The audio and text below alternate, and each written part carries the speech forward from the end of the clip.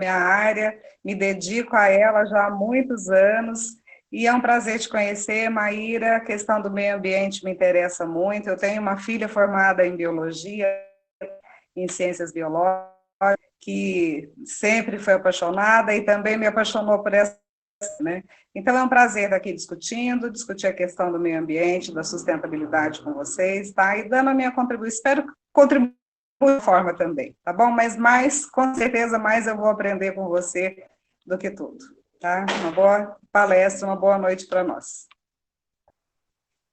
Bom, então, primeiramente, obrigada, Valbert, Sueli, por essa oportunidade. Eu fiquei super feliz quando fui convidada a participar, que a princípio era uma aula e não uma palestra aberta a tantas pessoas. E aproveito para cumprimentar aí essas 65 pessoas que estão aqui, 66, só vai aumentando. É uma grande responsabilidade, né? Poder compartilhar isso que eu vim trazer para vocês.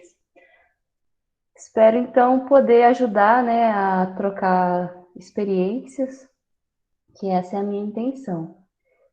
E, como já foi dito, sou agrônoma, né? Então, Sueli com certeza vai contribuir bastante aí para as nossas reflexões. Quando o Valbert me convidou para participar desse momento, eu fiquei pensando o que eu poderia contribuir. Então, eu pensei em trazer um formato pensando em vocês, né? Até onde eu sei, vocês são todos, ou a maioria, licenciandos em biologia, né? E, então, eu trouxe essa proposta para vocês. Eu vou começar a apresentação e vou falando aqui.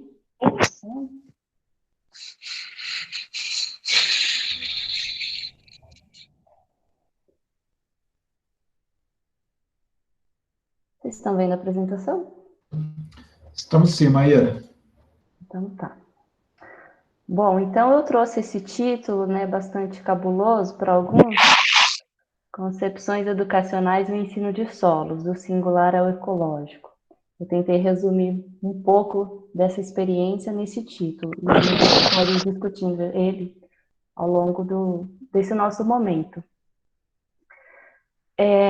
A intenção hoje era estimular a reflexão sobre o ensino de solos a partir da análise pedagógica de práticas de ensino e extensão do nosso Programa de Educação em Solos, o PEDS, que é um programa que a gente iniciou na UFLA, e minhas experiências particulares. Então, para esse momento, eu tentei organizar em dois momentos: a apresentação dessas experiências, em diálogo com vocês, né? Então, eu proponho que não seja só uma palestra, né? Uma exposição minha, mas que vocês também possam aí ligar o microfone e intervir em qualquer momento que vocês estiverem em dúvida ou que quiserem trazer alguma contribuição, porque a contribuição de vocês, né, é valiosa e seria interessante compartilhar também. Ou no chat, né, da maneira que vocês preferirem. Porque é bem estranho para mim, né, primeira vez que eu faço isso, apresentar sem ver ninguém, né? Eu só fico vendo a Sueli aqui e as fotinhos de vocês. Maíra, liga Então, não, a gente pensa que está todo mundo dormindo, tá? Né? Quando eu dou aula, eu penso que está todo mundo dormindo, que tá... pelo menos eles sim, então tem um sinal aí. Então, eu pensei nesses dois momentos em que eu vou trazendo essas experiências e depois a gente pode discutir em grupo essa questão do ensino de solos, tá? Eu dividi essa apresentação em alguns momentos. O primeiro momento eu chamei de formação profissional aliada aos anseios, objetivos e questionamentos de mundo. Então eu trago... Oi? Então eu trago um pouquinho aqui da minha visão. Bom, a maneira como a gente vê o mundo depende muito dos nossos contextos, né? De quem somos, onde estamos. E, bom, eu, quando criança, eu morava no interior de São Paulo, numa cidade chamada Mairim. Então, eu sou mas eu nasci em São Paulo, sou paulista, paulistana e São Paulina. 3 vezes São Paulo. E eu ia muito a São Paulo, praticamente todos os finais de semana. E o que me chamava a atenção, quando eu tinha mais ou menos 6 a 8 anos, na China não, eram as favelas. As favelas e o Rio Tietê. O Rio Tietê fedia demais, sabe? Toda vez que a gente passava lá, era horrível. E eu me questionava muito sobre as favelas, essa forma de moradia. E eu me lembro muito bem na televisão de ver cenas como essa. Pessoas vivendo próximas a córregos poluídos, pessoas catando comida no lixão. E uma questão que me tocava muito, que era a questão da fome. Então, mais ou menos com 6 a 8 anos, eu me perguntava por que existem pessoas, às vezes muito próximas, às vezes distantes na TV, que passam fome, que têm condições de vida muito ruins e eu não. E quando criança, isso eu sempre ficava observando e tentando entender o porquê. Já no ensino médio, então, me apresentaram uma teoria. E eu acho que para vocês essa teoria também foi apresentada, que é a teoria de Malthus, em que a população crescia demais e a produção de alimentos não atendia essa demanda. Então, com isso resultava na fome, nas doenças, né, nas precárias condições de vida. Então, Malthus, né, no século XVIII, propôs essa teoria tentando justificar as condições de vida das pessoas. E aquilo, para mim, poderia ter sido uma justificativa. E, de alguma forma, acho que isso influenciou na minha vida, de maneira que eu pensei, bom, então quem produz comida? Ah, são os produtores rurais, são os agricultores. Bom, então, como profissão, talvez a agronomia seja uma opção interessante. E aí eu fui parar na Universidade Federal de Lavras. E dentro da universidade, eu escutei por muitas pessoas, professores e colegas, que o solo era uma das bases da produção agrícola. Então, fui me engajar nos projetos dentro do Departamento de Ciência do Solo, buscando essas respostas. Na iniciação científica, e durante a iniciação científica surgiu o programa Ciências Sem Fronteiras, o qual eu fui contemplada e fui parar lá na Universidade de Purdue. E aí eu começo um outro momento, então, que eu denominei reconhecimento do ensino de solos. Então, na Universidade de Purdue, nos Estados Unidos, além de superar alguns preconceitos com os americanos, eu me deparei com uma outra forma de ensino. Então, as aulas lá, elas não eram tão expositivas. Eles utilizavam muitos recursos, como os monólitos de solos e outras experiências nas aulas de graduação. E aqui a gente tem alguns exemplos de reagentes químicos, simuladores de erosão, bateria para simular carga de solo, e utilizavam isso nas aulas de graduação, mais bem elaboradas, e também para receber estudantes do ensino básico. E eu achei aquilo fantástico, né? Ultrapassar aquela ideia da aula expositiva e às vezes um tanto quanto monótona do formato que eu via na UFLA, para ensinar solos de uma forma mais interativa, utilizando outros recursos, né? E eu achei aquilo fantástico. Então, quando eu voltei para Lavras, eu via muito desse discurso, que um dos problemas do solo era a degradação. E a degradação, uma das suas causas era a falta de conhecimento. As pessoas não conservam o solo por falta de conhecimento. Bom, logo, a educação, para mim, logicamente, veio como uma superação dessa situação. Então, se a gente tem educação, a gente tem mais conservação do solo. Então, foi nessa lógica em que eu comecei a querer ser, como me denominaram no departamento entusiasta do ensino de solos. Então, eu denominei esse momento de a ânsia pela revolução do ensino de solos. Então, eu queria revolucionar o ensino de solos, com aquelas concepções. E aí, eu fui me engajando com as pessoas que já tinham alguns projetos, né, de ensino, o professor Rogério, que é um professor de biologia aqui em Lavras, e ele estava fazendo doutorado na época, então eu me engajei nos projetos dele, fizemos minicursos para estudantes do ensino médio, feiras de ciências na UFLA, feiras de ciências nas escolas, e tudo mais voltado para os alunos, né, do ensino básico. E nesses momentos a gente utilizava o quê?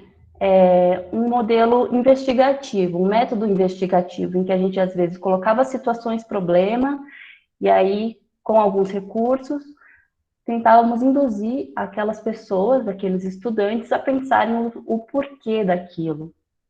Então, a gente construiu muitos materiais didáticos, também construímos materiais propostos pelo projeto Solo na Escola, da UFPR, e assim fomos desenvolvendo várias atividades aqui na UFLA, fora da UFLA. Inclusive, isso resultou no meu mestrado, que foi um curso de formação continuada para professores de biologia e ciências. O Rogério já tinha no mestrado dele feito um curso para professores de biologia com o tema microbiologia do solo.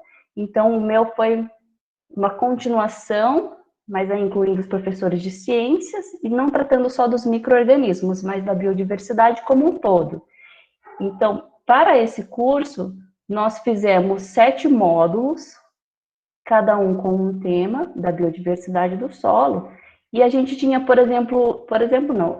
a gente organizou em 1 hora de aula expositiva de especialistas das áreas, biólogos, agrônomos, que trabalhavam com a biodiversidade do solo, e 3 horas de construção de materiais didáticos, os quais a gente propôs, e então, no fundo, eles acabavam reproduzindo aquilo.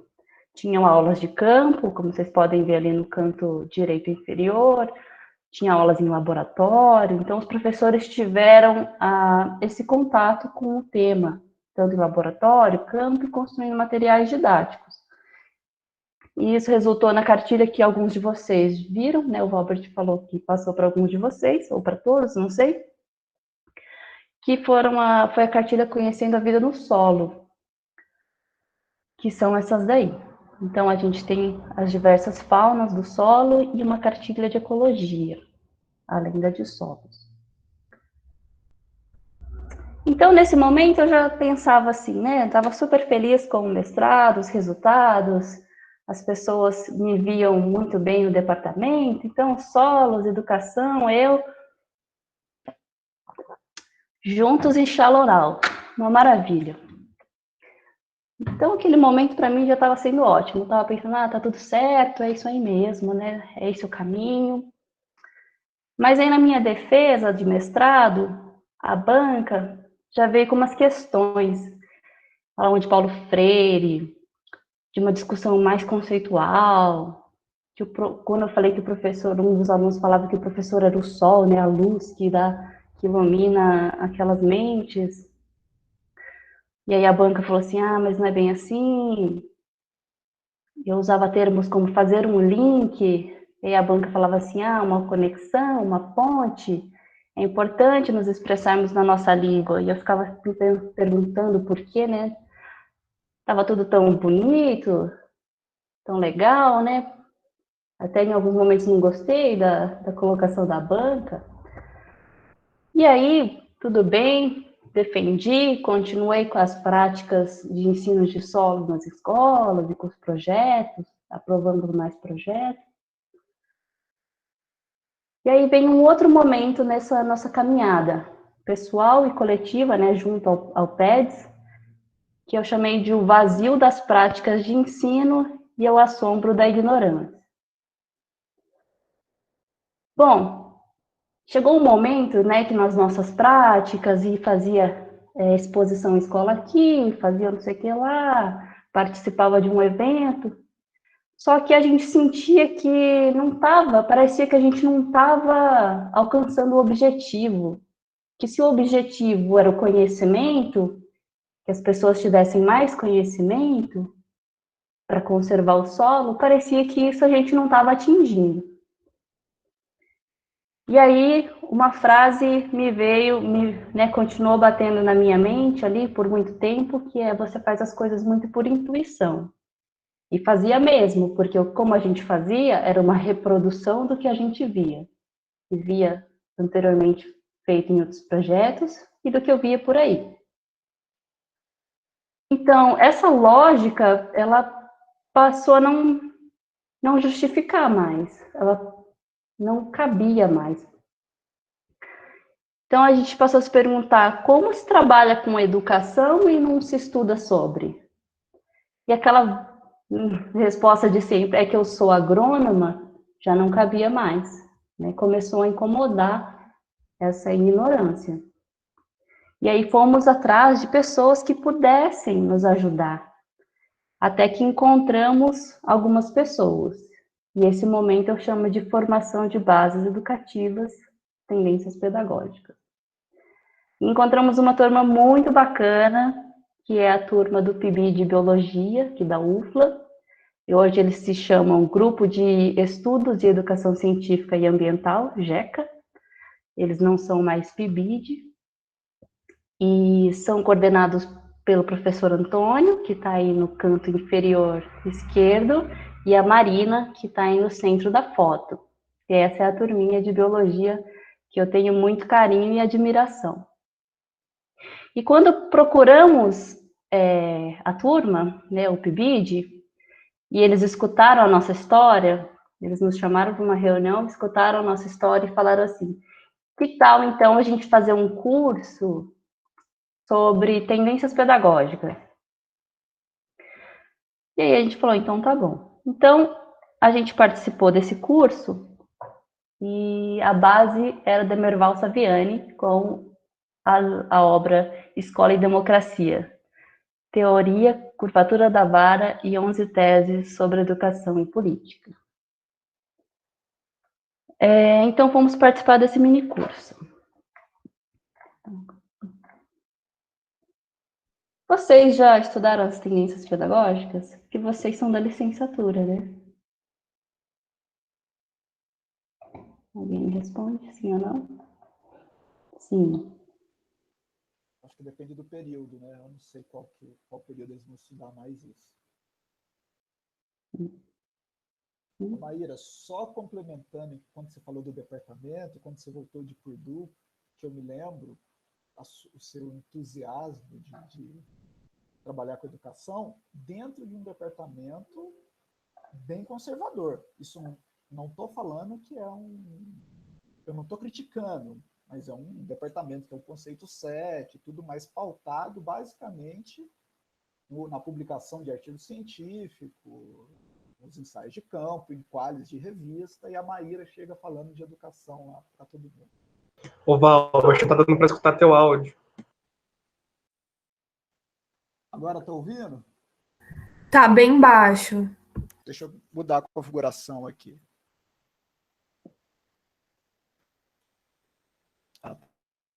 E agora? Agora sim. Agora sim.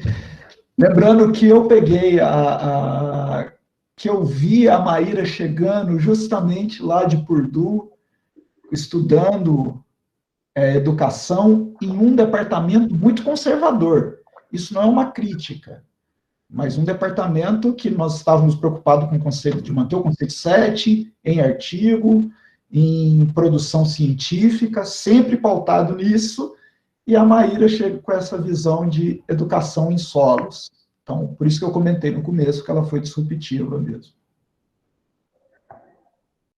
Foi um desafio porque, não tendo muita abertura para discussão sobre esse tema, pouco se entende, né?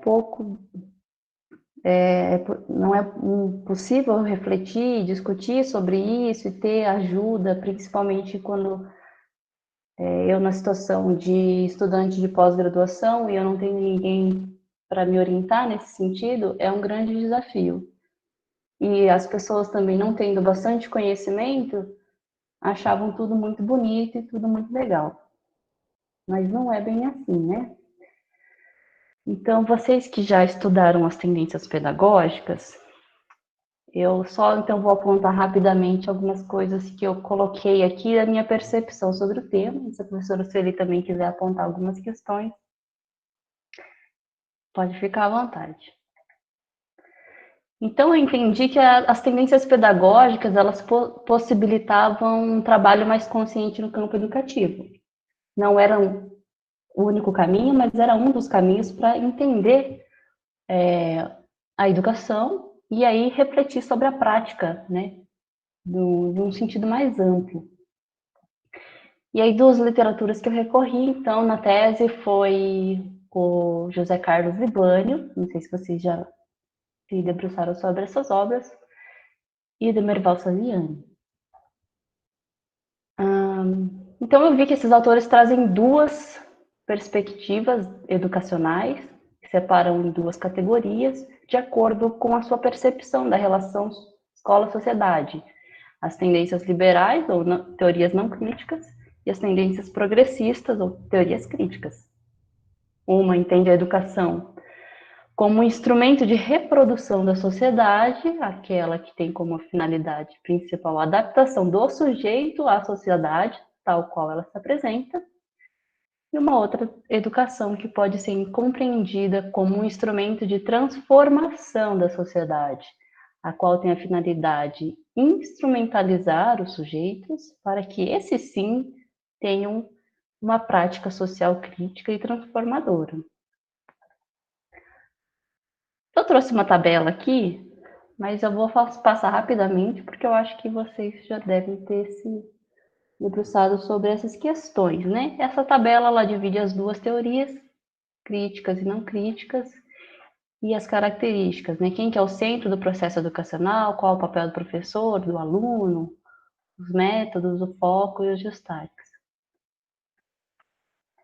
Na tendência tradicional, né, a gente, em qual momento nós estamos, né? Na ascensão da burguesia, que dependia principalmente da instrução da população para instalar um regime republicano. Então, com o lema educação é direito de todos e dever do Estado, a burguesia, ela clama por um país livre. E esse país livre precisa de pessoas que não sejam ignorantes, né? Então, os marginais são os ignorantes. Então, a educação ela atua nesse sentido para superar essa ignorância e desenvolver um país igualitário. E o caminho para o conhecimento é o mesmo para todas as pessoas, portanto, as diferenças são consequências da meritocracia. Todo mundo tem condições iguais, então quem se sai melhor é porque se esforçou mais. E aí é baseado em provas orais, exercícios de casa, provas, trabalhos. E é um sistema que eu acho que todo mundo já identificou na vida alguma vez. As tendências renovadas, né, progressista e não diretiva, também conhecidas como pedagogia nova, escolanovismo, elas entendem que marginalizado é aquele que não é aceito pelo grupo e a sociedade. Então, os anormais, anormalidades psicológicas e físicas, mas que elas não são entendidas como problemas, né? Isso é uma individualidade humana, as pessoas são diferentes. E a educação, então, ela tem o objetivo de equalizar a sociedade, fazendo com que as pessoas aceitem essas diferenças. Então, o ambiente escolar é um ambiente alegre, movimentado, barulhento, multicolorido. E o lema é aprender a aprender ou aprender fazendo.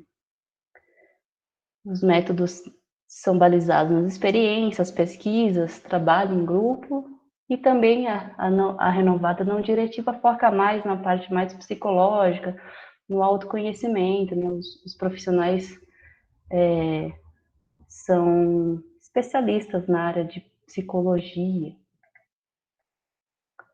A tecnicista é uma pedagogia bastante expressiva, principalmente nas universidades, em que o marginalizado é o incompetente, aquele que é ineficiente e improdutivo. Então, o objetivo dela é formar recursos humanos para que as pessoas se insiram no mercado capitalista.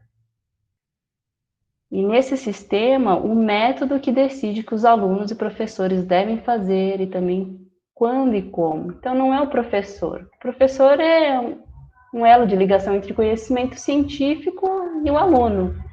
Não tem essa autonomia. Ele é um condutor do método. E o aluno é esse receptor desse método, do conhecimento. Então, defende-se a neutralidade científica, a ciência é neutra, a racionalidade, a eficiência, a produtividade. E faz-se uma alusão à padronização do ensino, à eficiência do ensino pelas correções das deficiências dos professores. Então, assim, o papel do educador, ele já não se apresenta aqui. E o lema é aprender a fazer, porque nós estamos treinando mão de obra. E aí entram algumas formas de ensino, que é o microensino, teleensino, instrução programada e tudo mais.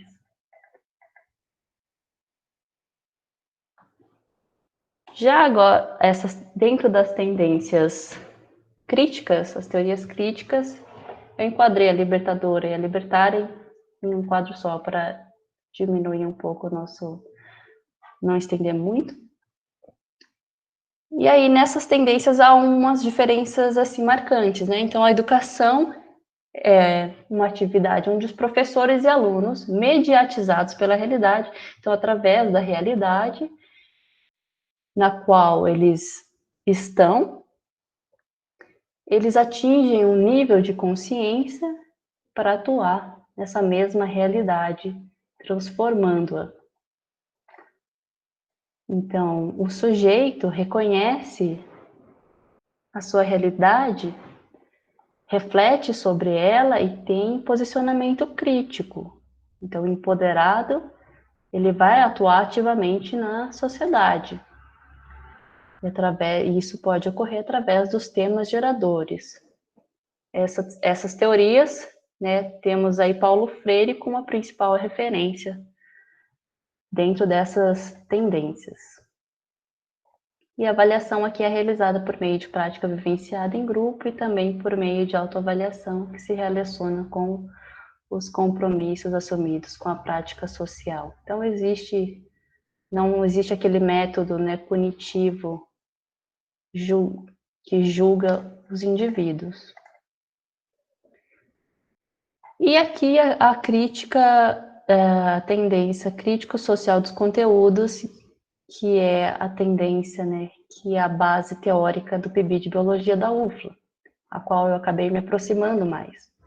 Então, eles entendem que a questão dos conteúdos é analisada dentro de uma perspectiva social, ou seja, os conteúdos incorporados pela humanidade são permanentemente reavaliados à face das realidades sociais. Então, a educação é uma atividade mediadora dentro do contexto da prática global, social global.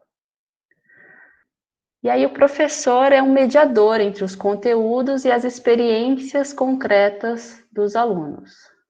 Mas ele não é aquele que transmite conhecimentos, mas auxilia proporcionando elementos para análise crítica, para que os alunos possam reavaliar aquela experiência, superar estereótipos, né,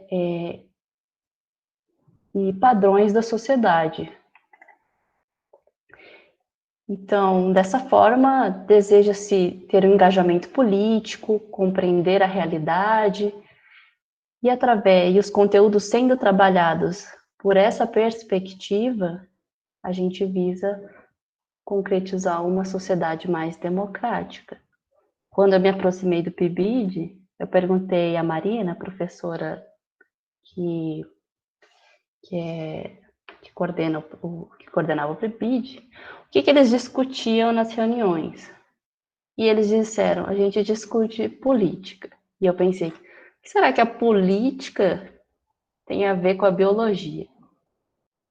Bom, eu fui vendo que tem muito a ver. Então, esses autores colocam que é necessário esclarecer que as tendências não aparecem em sua forma pura. Então, a ideia não é encaixotar, né? Vou me encaixotar. Eu sou crítico social dos conteúdos. Não, elas não aparecem, às vezes, só em uma tendência. E também as tendências, elas não captam a riqueza da prática escolar, toda ela. E aí o Libânio diz que são limitações como qualquer tentativa de classificação. De qualquer modo, a classificação e descrição das tentativas poderão funcionar como instrumento de análise para o professor avaliar sua prática de sala de aula. Bom, e depois que a gente fez esse mini curso, e que viu todas essas tendências, e que começou a pensar sobre a nossa prática, a gente participou de um evento de agroecologia. Nosso tema era solos, biodiversidade do solo e agroecologia. O solo é um tema muito procurado pelos agricultores, porque eles entendem a importância desse elemento na produção agrícola. Então, a gente começou a repensar como trabalhar esse tema de forma mais crítica, porque a gente se encontrou, então a gente não, o que a gente quer é trabalhar dentro das teorias críticas e não das não críticas. Bom, esse já foi um ponto. Aí passamos a pensar sobre elas. E aí nessa atividade a gente desenvolveu essas caixas com 2 sistemas de produção, um convencional, um agroecológico. E nesses buracos dessas caixas a gente colocou elementos nos quais a gente objetivou refletir sobre as diferenças desses 2 sistemas. Por exemplo, uma questão de água, né? Um com uma garrafa com menos água, outra com mais água.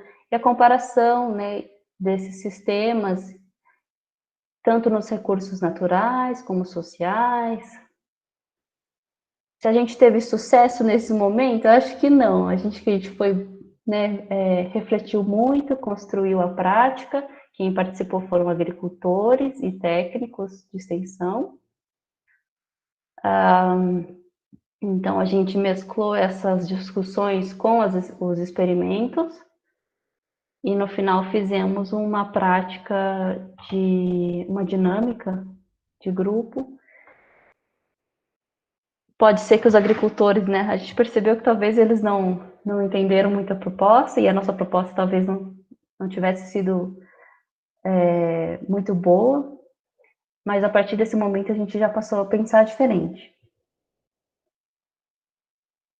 E aí, então, a gente começou a perceber o solo de maneira diferente. A educação em solos e as pedagogias críticas, a praxis educativa. E então a gente trouxe essas reflexões para o projeto do museu. A gente se aproximou do Museu de História Natural da UFLA no intuito de reformar o acervo deles de mineralogia e petrologia. E que no final, ao caminhar, virou a minha tese, ao invés de reformar o acervo de mineralogia e petrologia, virou a sala inteira. Então, virou uma exposição toda. O museu, ele é um museu, se vocês podem ver na foto, que tem uma arquitetura mais antiga, a gente chama de museu de primeira geração. Esse museu, ele tinha acervo de mineralogia, petrologia, botânica, xiloteca, que é a coleção de madeiras, e microbiologia. Nessa sala. Na outra sala, eles têm uma coleção de zoologia bem grande. Então, a arquitetura do museu é mais ou menos assim, tá vista por cima, tem várias estantes, essas estantes ali na foto direita em cima, elas têm essa aparência, e nas quinas, esses triângulos, são esses dioramas. Não sei se vocês já tiveram a oportunidade de visitar um museu semelhante a esse, os museus de primeira geração.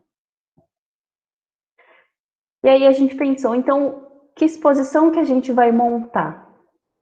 Qual história do solo que a gente vai contar?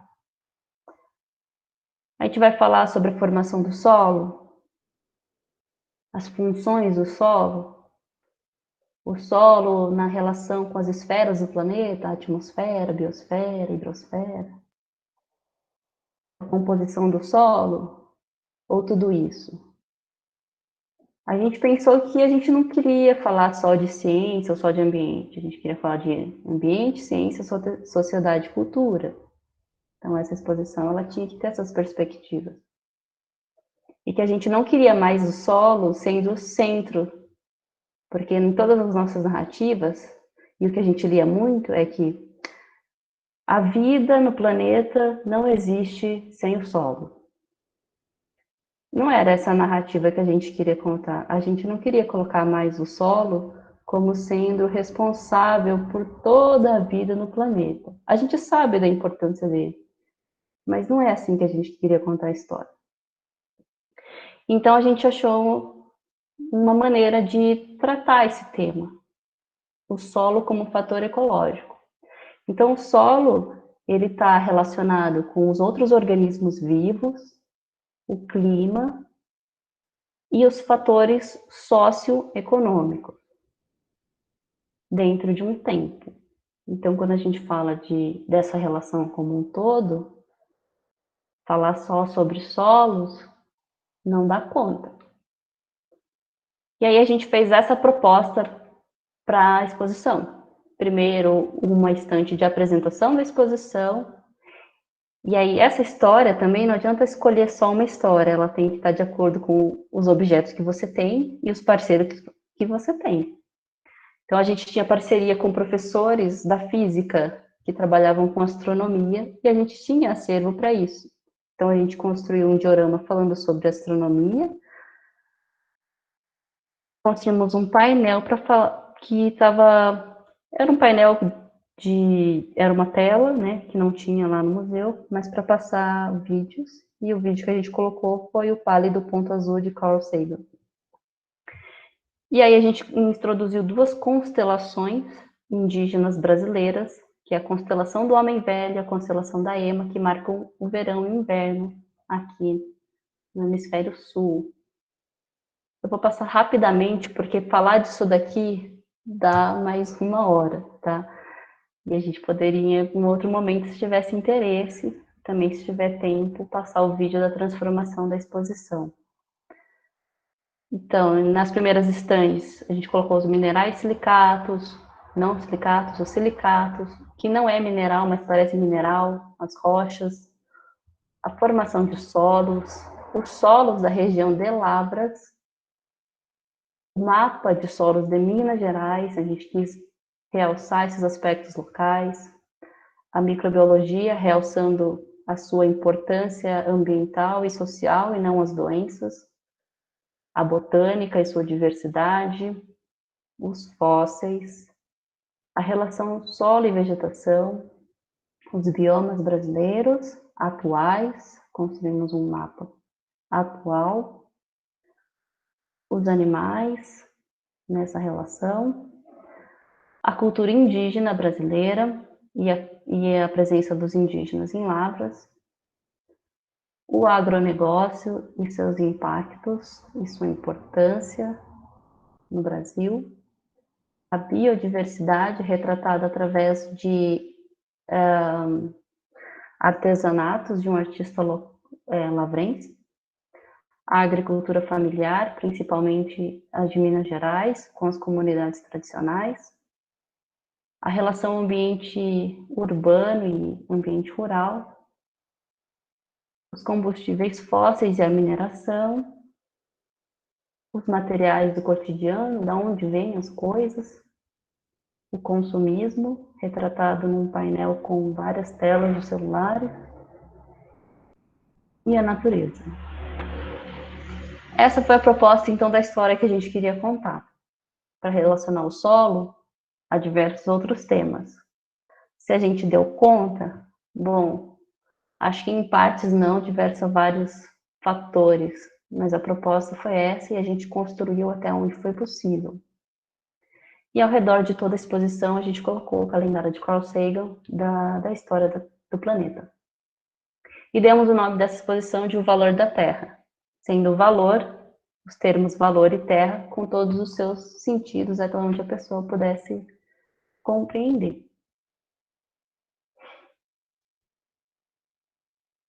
Então, foi nessa concepção que a gente começou a repensar os solos. E aí eu pergunto a vocês, então, como é que vocês veem a pedologia? Qual o significado que tem a pedologia? E a percepção? O que é percepção para vocês? Como que se pode trabalhar esse termo? E ambiente, né? Ambiente, natureza, como que se dá, o que é, como que se dá essa relação? Como vocês podem trabalhar?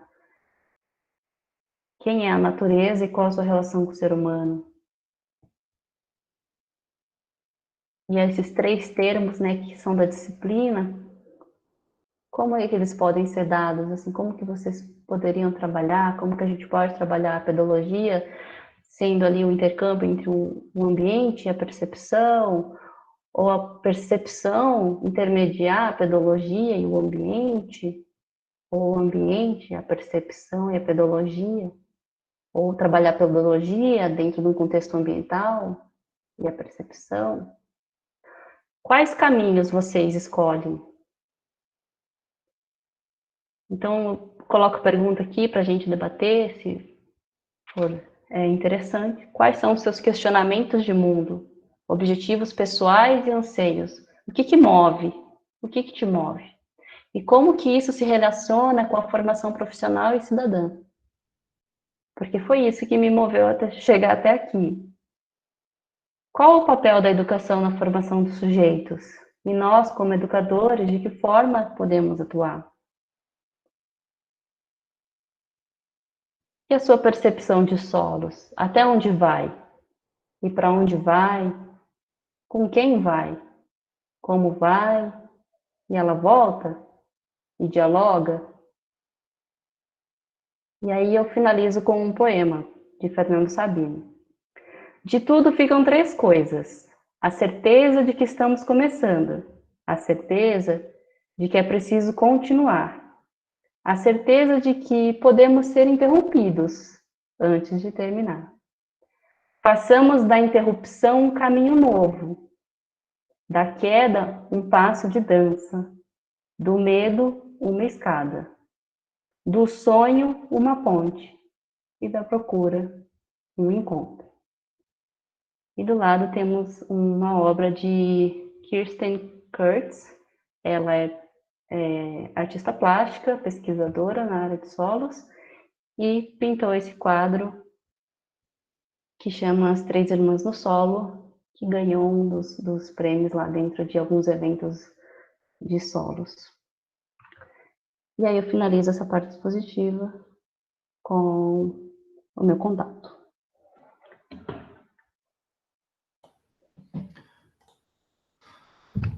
Maíra, parabéns pela sua apresentação.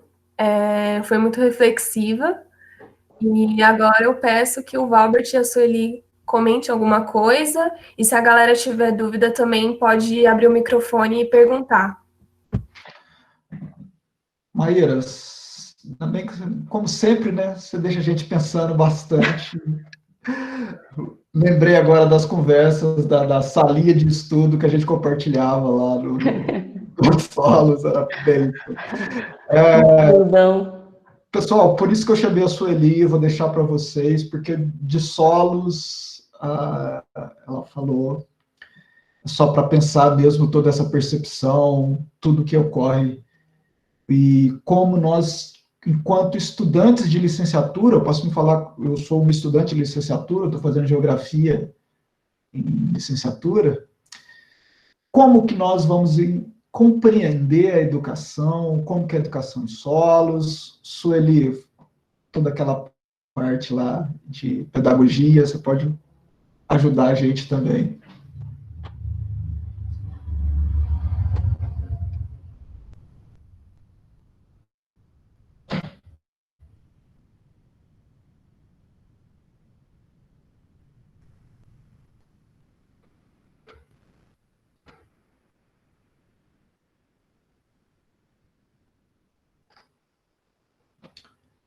Tá mudo. Sueli, eu acho que seu áudio está fechado.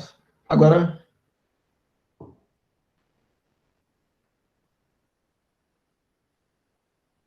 Tá no mudo, Sueli. Acho que você tem que tocar na tela do celular e desativar o microfonezinho.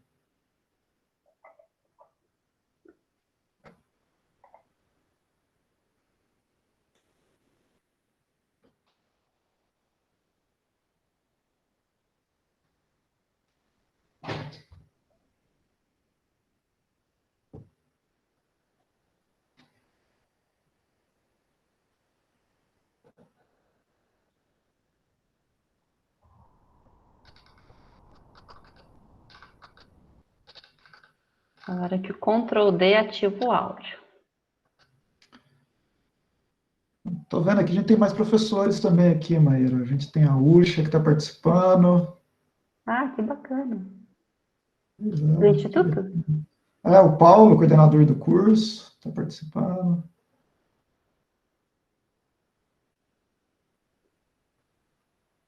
Acho que agora tá funcionando, Sueli. Não tá, não.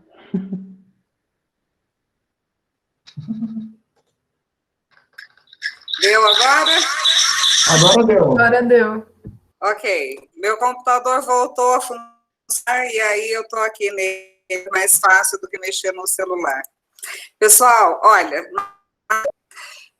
foi um prazer te ouvir. Você é uma pessoa que fala tão tranquilo. Fiquei encantada com a sua fala, prestando muita atenção na sua trajetória de vida, né, na sua narrativa, né, você tem uma narrativa muito gostosa, e foi muito interessante ouvir o seu percurso de uma agrônoma para uma educadora agrônoma, ou agrônoma educadora, né, e o papel que a educação, né, teve na sua vida, na sua formação, e que as teorias críticas, estudar essas tendências pedagógicas, você mudar a sua forma de conceber o próprio trabalho dentro do trabalho com solos, né? Então, isso foi bem interessante.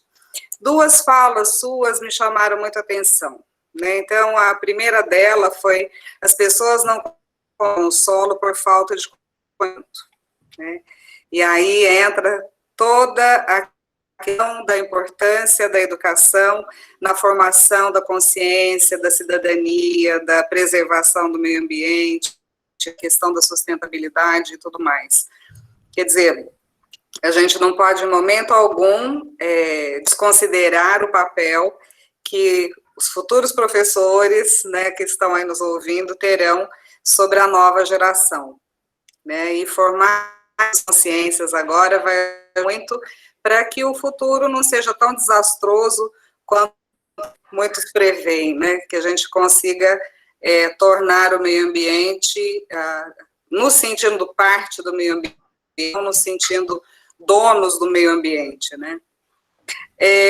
Outra fala sua também que me chamou a atenção, também tem um pouquinho a ver com essa questão, que é o vazio das práticas de ensino e o assombro da ignorância. Quer dizer, a ignorância é uma coisa boa, né? Se descobrir ignorante é uma coisa boa. A gente só vai em busca do conhecimento na medida em que descobre que não sabe, né? E o que motivou a ir atrás, né, foi o fato de você descobrir que não sabia. E que esse conhecimento sobre a educação, sobre as teorias pedagógicas, era essencial para você quebrar aquele conflito que você estava naquele momento. Conflito cognitivo que estava acomodando de diversas maneiras, né? E é muito bom quando alguma coisa incomoda a gente, porque é isso que faz a gente se movimentar, né? A gente vai andando na medida em que os desafios vão sendo apresentados, né? Olha o gatinho do Albert lá, que coisa linda. E aí, a educação nunca foi uma ciência exata, né? Ela também tem uma trajetória milenar, e as tendências pedagógicas, elas construídas, né, ao longo do tempo, e à medida que a própria sociedade foi se compreendendo melhor e que a complexidade foi aumentando. Então, hoje em dia, o mundo é muito mais complexo, não tem dúvida nenhuma, né? Nós temos uma globalização, uma complexidade de relações, de relações de trabalho, de relações afetivas, de relações com o meio ambiente, está muito mais complexo. E isso, por um lado, também faz com que a gente entenda que a educação ela é transdisciplinar. O meio ambiente, né? Você falou aí nessa questão, né? O meio ambiente, estudar a vida é transdisciplinar, né? E a educação também né? E ela é perpassada por várias contribuições e por várias áreas, né? Ela não é muito permeável, né? Ela aceita as pesquisas, ela aceita as contribuições de diversas áreas. E aí, quando você falou aí nas teorias críticas, aí eu me lembrei muito de Bourdieu e dos franceses nessa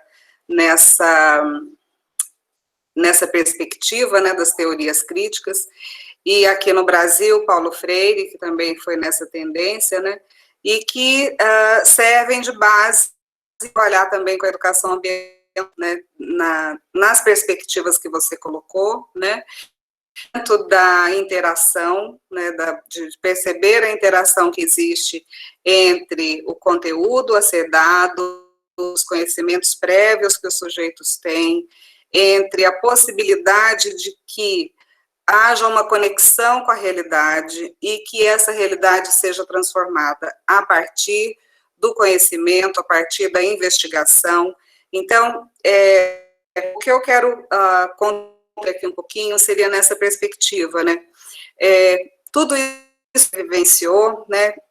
Você já era uma pesquisadora e trabalhar nessa perspectiva da disciplinaridade, de projetos com a educação ambiental e principalmente com essa questão dos solos, né? A partir da realidade, a partir de um contexto.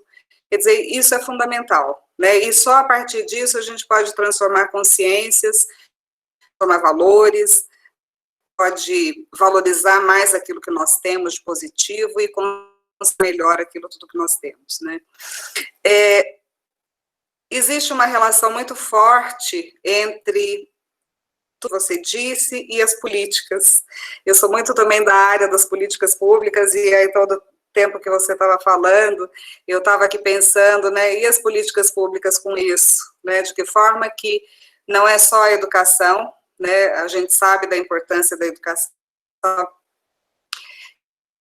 às vezes tem um papel secundário na questão da preservação, na questão do conhecimento e da transformação, porque nós temos políticas que não favorecem, né, ou lutas, né, que sejam fortes o suficiente para que as coisas sejam mudadas, né.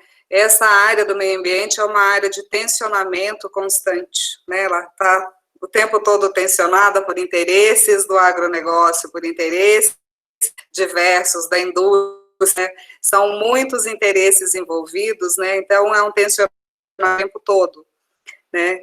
E aí a gente precisa se sentir, além de educador, né, a gente precisa se sentir também político. E nesse sentido, eu pego um pouquinho da carona do Paulo Freire, porque ele diz que a educação, para ela ser transformadora, ela também tem que fazer o papel dela, né, de educar, não só os alunos, mas de educar a comunidade, né. E, nesse sentido, eu considero muito importante o trabalho de extensão que a biologia pode fazer e que muitos dos nossos alunos aí já desenvolvem, né? No sentido de estar trabalhando com esses grupos de agricultores, de grupos de mulheres, de comunidades carentes, né? Levando uma discussão maior ou com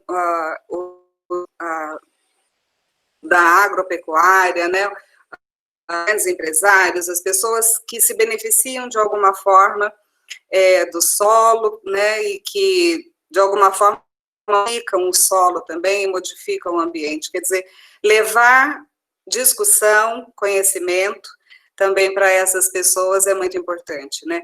Aquele design que você mostrou lá, e eu achei ele sim, fantástico, né, lá do museu, onde vocês foram olhando em cada nicho um aspecto, né, fazendo uma interligação entre todos os atores que estão ali envolvidos, né? Então, eu não quero me estender muito, mas parabenizar você pelo seu trabalho, pela sua consciência, né, pela sua consciência da sua história, né, de como você foi construindo e você compartilhou isso com a gente. Isso é muito bom. Né? Então, você compartilhou a construção de como você hoje pode se considerar uma... Né, e isso é muito bom, parabéns, agradeço muito por tudo isso, e deixo essa questão aí fundamental, né, Paulo Freire, tão questionado hoje em dia, então, incompreendido por muitos políticos, e tão presente na nossa realidade, tão importante para a gente estar discutindo, né? Você citou outros, Saviani, que também tem uma obra fundamental nessa questão das tendências pedagógicas, né?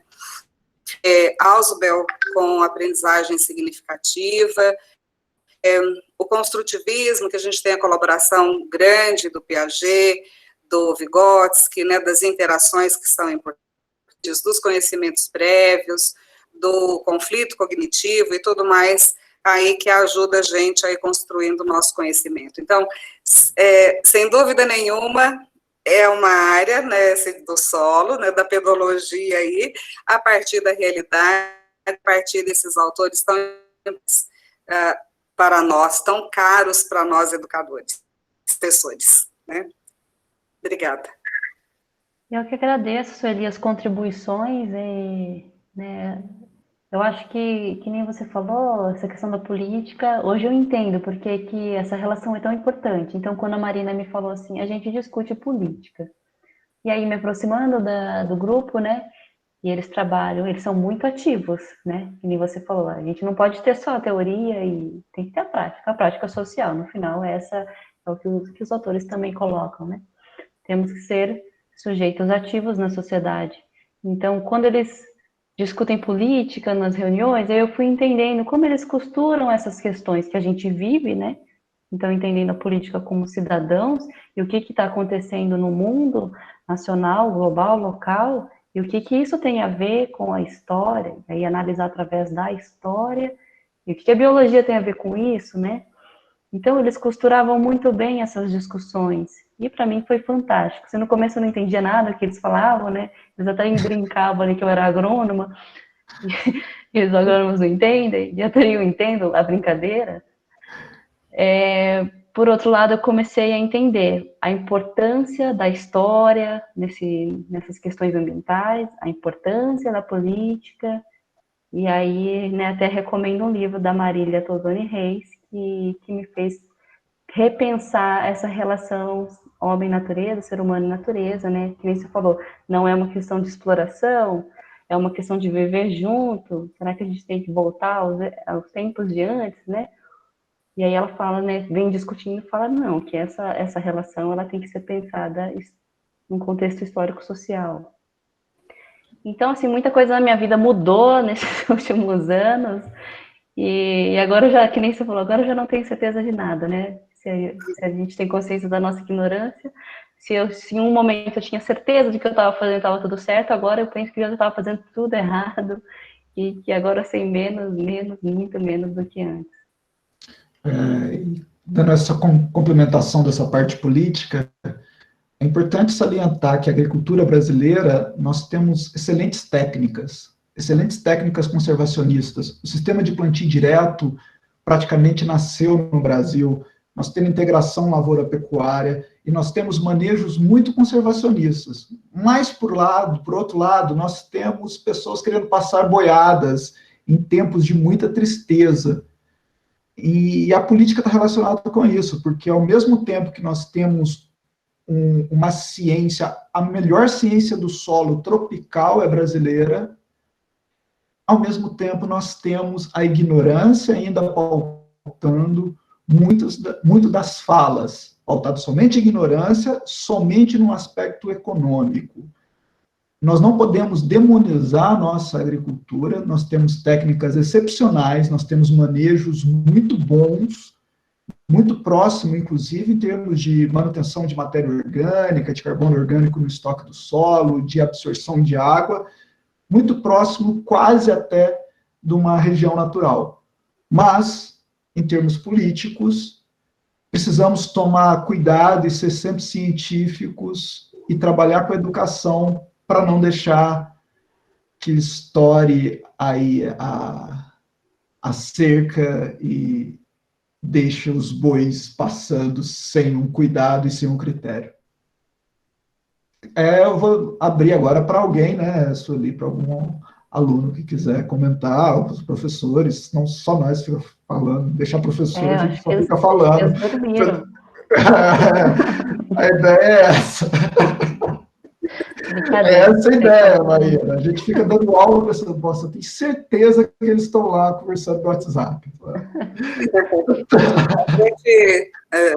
A gente tem alunos aí com experiências interessantes também, com pequenos agricultores.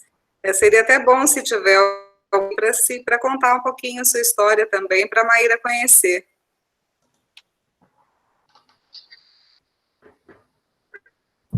Pessoal, se alguém quiser ligar o microfone e falar alguma coisa. Nesse caso, muito obrigada, Maíra, pelo seu conteúdo, por estar trazendo conhecimento para a gente, né? E obrigada, Valbert e Sueli, por se disponibilizarem a complementar aí a nossa reunião. E dessa forma eu agradeço a todos vocês. Se alguém quiser falar alguma coisa, pode ligar o microfone, pessoal. E muito obrigada. Eu sei que a Augusta vai ter colocação hoje. Você deve estar remoendo para falar aí hoje. Ô, Valbert, vocês estão me escutando, pessoal? Estamos sim. Sim. Ai, Valbert, tá vendo? A gente vai se conhecendo, né? A gente já vai até sabendo, né, o que o outro está pensando. Ô, Valbert, com certeza eu apreciei demais. Maíra, parabéns, viu, pela excelente palestra. As colocações da Sueli e do Valbert muito pertinentes. Eu ia ficar quietinha, né? Porque hoje eu estou como aluna, né? Só que a da aluna aqui ia ficar quieta, né? Deixa os alunos falarem. Mas já que foi aberta a oportunidade, ô Maíra, eu penso, assim como você, e eu tive uma trajetória até muito parecida com a sua, sabe? No meu caso, eu acho até que teve um agravante, porque eu venho de uma família assim, muito religiosa, por parte de mãe, por parte de pai, né, meu pai é estrangeiro, então ele, coitado, assim, quando eu nasci, ele tinha 1 ano que ele vivia no Brasil, ele desconhecia completamente a questão política do país. E por parte de mãe, havia um negacionismo dessa importância, né, de se conhecer sobre política, de se discutir isso em casa. Então eu cheguei na universidade, com 17 anos, completamente ignorante em relação à importância disso, em relação ao que era mesmo, né, o cenário político, econômico, social, bem bitolada mesmo, eu cheguei na universidade. E aí eu fui tentando construir a minha graduação em biologia e deixando esse... Eu sou de Juiz de Fora, formei na UFJF. E aí, Maíra, eu fui tentando construir essa minha formação profissional e deixando esse aspecto à parte. Só que sempre eu tinha a sensação que eu não estava sendo uma profissional competente. E eu não sabia o que estava faltando, entendeu? Eu sentia, assim, que tinha uma lacuna na minha formação, na minha atuação, que eu não entendi o que era. Aí, por fim, gostei de estudar parasitologia, fui ser parasitologista, aí a parasitologia, ela foi, assim, um tapa na cara mesmo, porque ela me mostrou que não se ensina parasitologia sem discutir política pública, sem enxergar o porquê, né, que as doenças parasitárias elas são tão estudadas, tão compreendidas. Aí eu faço um paralelo aí com a fala do Valbert, a sua. Se hoje, né, o melhor estudo de solos da América Latina está no Brasil, o mesmo acontece com a parasitologia, né? A gente tem a Fiocruz, a maior instituição de medicina tropical, né, da América Latina. Então, por que que as coisas ainda não se resolveram em termos de doenças parasitárias? Aí eu fui me debruçar, Mayra, igual você, estudar, né, procurar saber, e eu acho que, assim como a Sueli levantou, o Valbert, você é indissociável, né? O ensino, ele tem que ser transformador, ele tem que ser questionador. E aí eu queria te fazer uma pergunta, que é o seguinte: você se sente amedrontada ou desafiada ou insegura em algum momento quando você precisa expor para os colegas, para os superiores, para os alunos, para a tua família, que você precisa sempre estar atrelando o teu ensino, o teu conhecimento técnico à sua vivência política? Eu acho que, assim, receio de expor o meu posicionamento político, eu não tenho. Receio talvez eu tenha, assim, quando eu encontro uma Sueli no chat aqui, meu Deus, eu falo uma besteira. Mas, por outro lado, não, eu sei das minhas limitações, da minha formação, entendo que é um processo de coletivo, né, de conhecimento.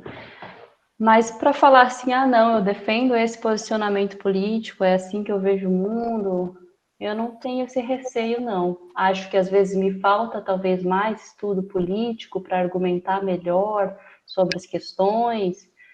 Em alguns momentos, sim, falta, e por isso pode ser que meus argumentos não sejam tão fortes, né? Mas no seu caso, que nem você falou, que você tem uma família conservadora, né? Talvez seja um pouco mais difícil. A minha família também não compartilha muito da minha visão.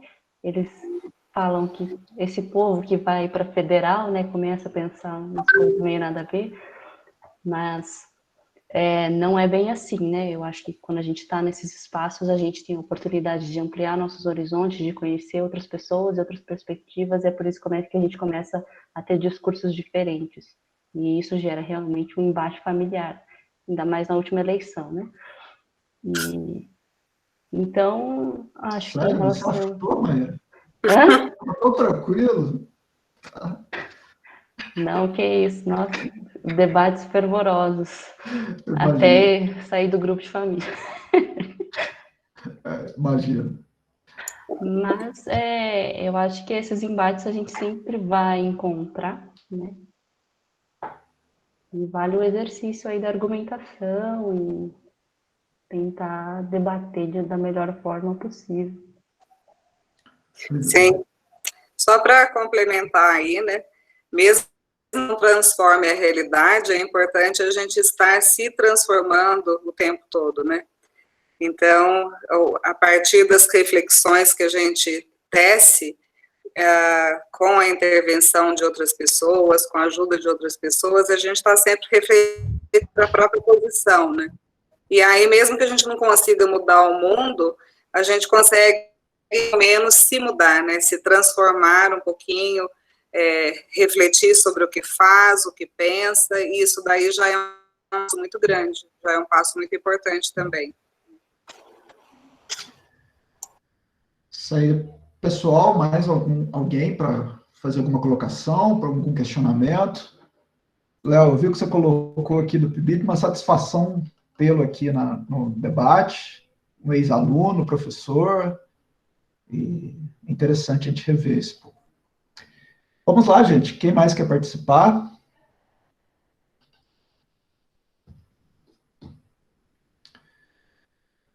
Se não tiver mais... Sim? Eu ia só sugerir se alguém, né? Porque eu acho que tem algumas pessoas que já estão mais para o final do curso, se fazem residência pedagógica, trazer um pouco da experiência da sala de aula, né? Eu acho que é uma experiência muito rica. E como enxerga essa prática pedagógica?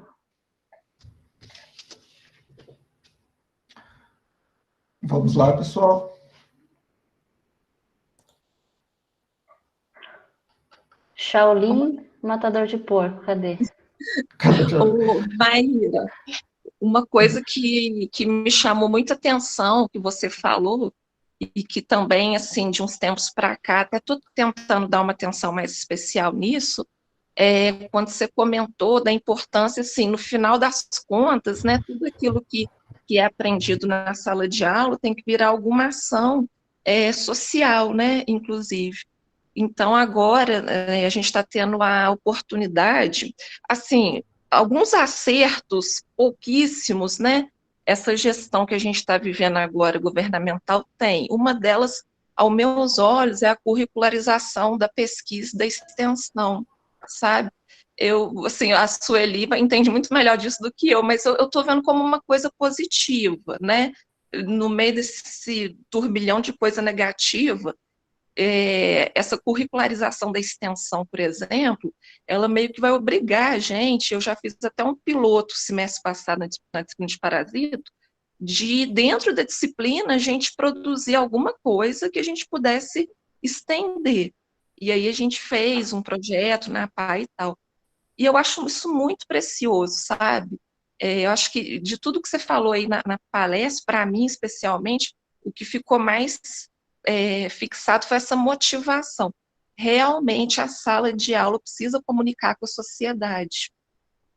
Acho que essa mensagem que você está passando agora para esses nossos alunos que estão aqui assistindo, ela vai ser muito forte, porque eles são muito ansiosos de botar o pé para fora da sala de aula. Eu sinto isso no curso de Ciências Biológicas, né? Eles respeitam o ambiente da sala de aula, mas eles estão o tempo inteiro ansiosos de botar esse pé para fora da sala de aula, dentro da sociedade. E aí eu queria que você comentasse, algum aluno, né, quiser perguntar alguma coisa nesse sentido também, essas práticas que você faz, existe uma preparação especial, ou ela pode ocorrer dentro da disciplina mesmo, sem necessariamente ser um momento extra disciplina?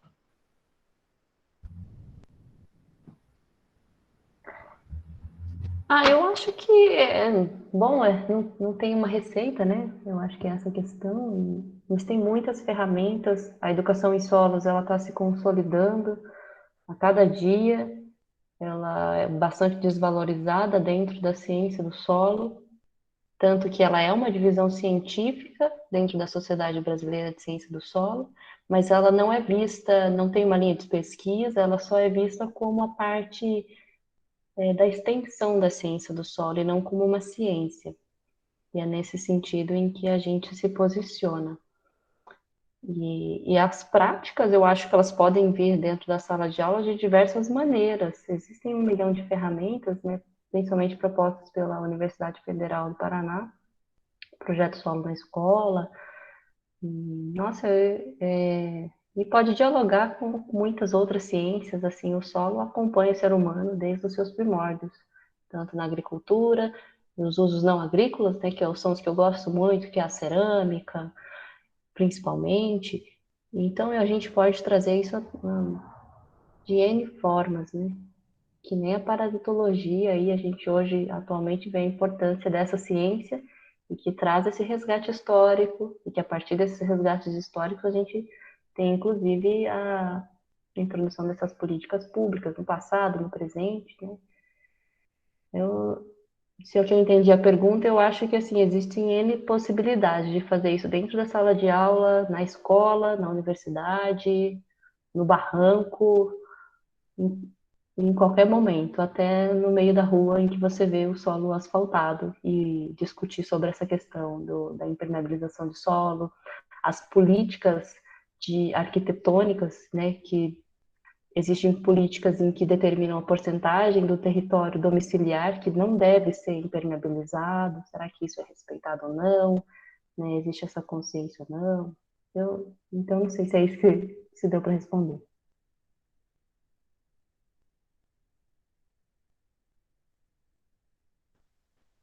Super respondido, Maíra. Muito obrigada. Maíra, tem uma colocação do Saturno colorido, eu acho super engraçadas.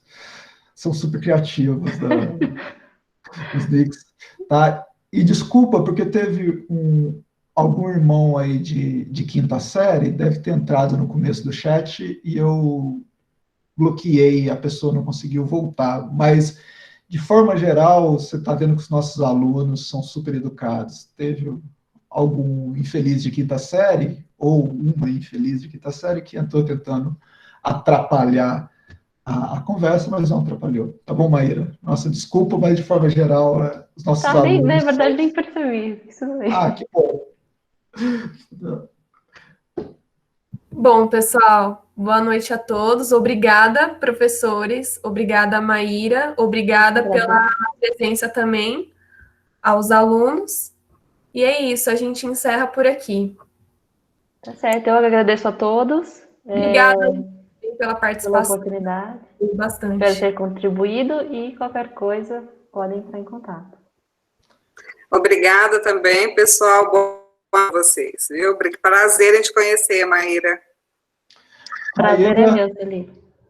Maíra, acabando a pandemia, você precisa visitar a gente aqui em Muzambinho, tá? Com certeza, com o maior prazer. Tá bom. Maíra, novamente, muito obrigado. Pessoal, eu faço sempre um ódio à amizade, que vocês mantenham os seus amigos e conviver com pessoas interessantes. A Maíra faz a gente pensar bastante. De vez em quando, conviver com os ignorantes é mais fácil, mas quando você está no meio de pessoas que te estimula, que te questiona e que gera debate, não é fácil, mas preserve esses seus amigos. Tá bom? Maíra, muito obrigado por tudo, mais uma vez aqui, tá? Pelo convite. Vai ser todo ano agora. Muito bacana.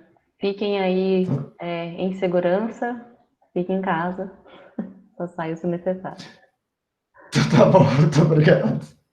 Tchau, Um abraço gente. a todos. Obrigada, gente.